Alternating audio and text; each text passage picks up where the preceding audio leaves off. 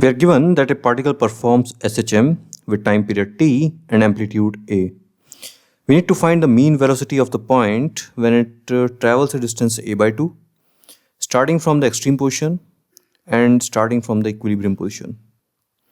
So let us solve second b part first. So it's going to be easier to solve the a part. So we'll see why. So let our equation of motion be a sine omega t. So from equilibrium to a by 2, let's calculate how much time it takes. And we know that displacement is a by 2. So we can find the mean velocity, that will be a by 2 upon time taken.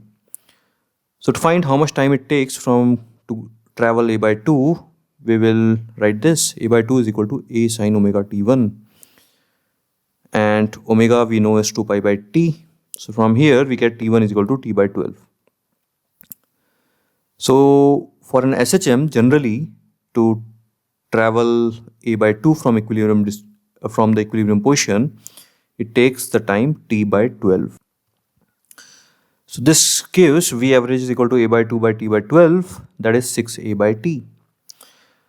Now we need to calculate from extreme to a by 2 how much time it will take. What will be the mean velocity. So we know that from extreme to center it will take t by 4 time, and from here to here it's going to take t1 time, same as this. So the time it will take to travel this a by 2 is going to be t by 4 minus t1. So let's read from a by 2 to extreme. T2 is equal to time from equilibrium to extreme minus time from equilibrium to a by 2, that is t by 4 minus t1. So we'll put the value of t1, that is t by 12, and we'll get t by 6, which gives V average is equal to a by 2 by t by 6, that is 3a by t. So you must remember that this is t by 12 and this is double of that. So from equilibrium position to travel the half the distance, whatever time it takes, double the time it takes to go to the other half.